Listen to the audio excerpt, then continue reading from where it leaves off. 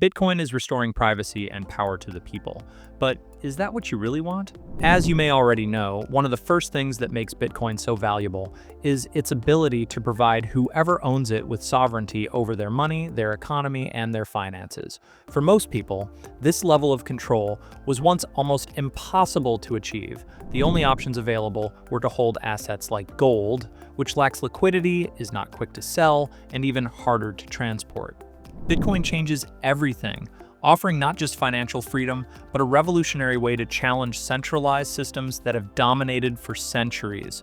Governments aren't happy about this because Bitcoin's privacy and autonomy make it nearly impossible for them to control or tax effectively.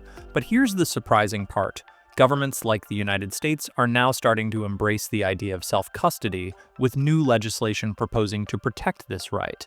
This could trigger a global ripple effect, inspiring other nations to follow and reshaping financial systems worldwide. In this video, we'll explore the benefits and risks of self-custody, why it matters, and how it could redefine global finance forever. As mentioned, governments are not entirely happy with this innovation. This form of money is so effective at empowering individuals that it challenges traditional power structures. They cannot easily confiscate your Bitcoin, and if you do it the right way, they wouldn't even know how much you hold, making it difficult to enforce taxes effectively. This battle for financial autonomy is one that the crypto space has been observing and advocating for closely. That said, governments have historically viewed cryptocurrencies with skepticism or as a tool for increasing their own control, such as through central bank digital currencies. CBDCs are often regarded as the antithesis of Bitcoin's principles, totalitarian in nature, using blockchain technology to enhance efficiency while undermining privacy and autonomy. But now we may be seeing the start of a profound shift. The United States has recently introduced a bill, the Bitcoin Act 2024, which was introduced by Senator Cynthia Lummis, a prominent advocate for cryptocurrency and decentralized finance. The bill aims to protect the right of individuals to self-custody their digital assets and establish a framework for government adoption of Bitcoin.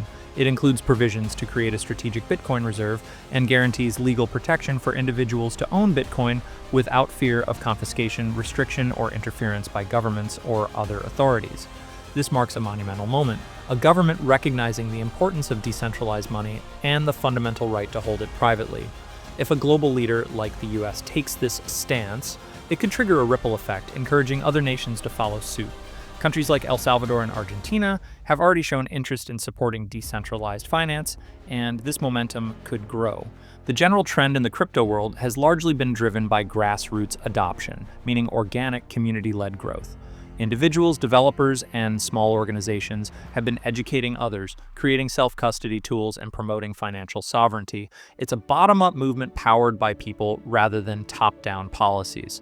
So, yes, while the widespread adoption of self-custody in official policies is still in its infancy, this acknowledgement is significant progress. By ensuring that individuals have the right to control their assets without interference, the Bitcoin Act 2024 demonstrates how the culture of decentralization and self-custody is gaining legitimacy, even in traditional power structures. Now, let's talk about what self-custody really means for you. The benefits are extensive and deeply impactful. Financial sovereignty is a cornerstone. With self-custody, you have complete control over your funds, free from risks like bank freezes, institutional mismanagement, or government interference. Privacy is another critical advantage. By holding your own private keys, your transactions and holdings remain shielded from prying eyes, reducing the risk of exploitation or surveillance in an era of increasing data misuse. Additionally, governments recognizing and supporting self-custody, as seen in recent legislative proposals, could inspire a wave of technological advancements. Improved wallet security, better accessibility, and more intuitive user experiences could make this process safer and more seamless for users worldwide. On a societal level, a widespread shift towards self-custody reflects a commitment to personal liberty and a rejection of excessive centralized control. This is a cultural transformation. Self-custody also fosters global financial inclusion. In many parts of the world, people lack access to traditional banking systems due to geographic, political, or economic barriers.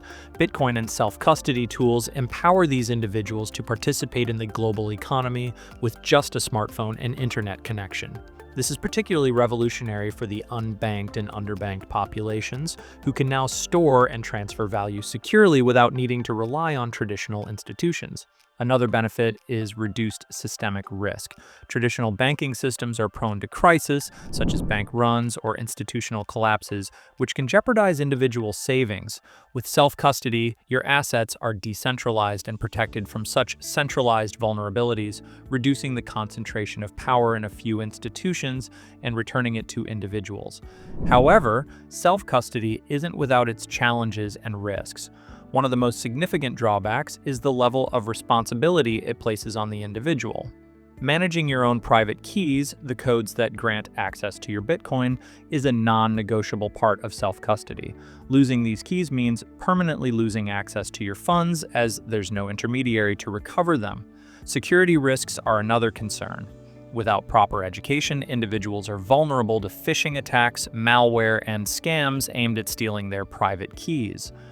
Unlike traditional banking systems, which offer fraud detection and recovery services, self-custody provides no safety net. If your assets are stolen or lost, they're gone for good. This lack of recourse makes self-custody a double-edged sword, empowering but also risky without proper precautions. Technical complexity can also be a barrier. For those unfamiliar with cryptocurrency or digital tools, self-custody can seem intimidating. Setting up wallets, securing private keys, and understanding best practices require a learning curve that not everyone is ready or willing to undertake.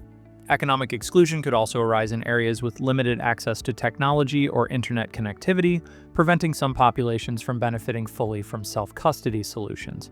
Additionally, while self-custody promotes financial independence, it might not appeal to everyone. Many people are accustomed to the convenience of traditional banking systems and may prefer to leave their money in the hands of others, even if it means sacrificing control and privacy. If you're considering self-custody, the most important thing is education. Take the time to learn about how wallets work, how to secure your private keys, and how to recognize potential scams. This knowledge is your greatest tool in achieving true financial sovereignty. Self-custody isn't for everyone, and that's okay. But for those who are ready to take on the responsibility, it offers an unparalleled opportunity.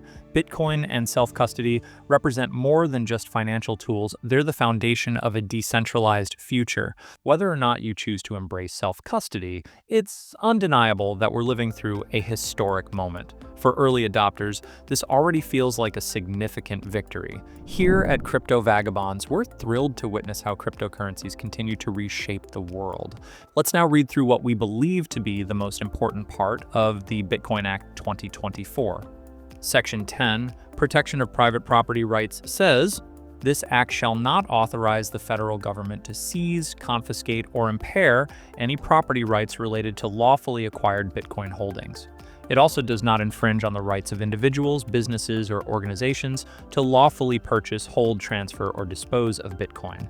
Additionally, the Act affirms the right of individuals to maintain full lawful control over their Bitcoin and other digital assets, recognizing that self-custody of private keys is essential to financial sovereignty, privacy, and personal liberty in the digital age. This is food for thought. If this video gave you something to think about, don't forget to hit that subscribe button. Stay curious, stay hodling, and remember that the future is decentralized.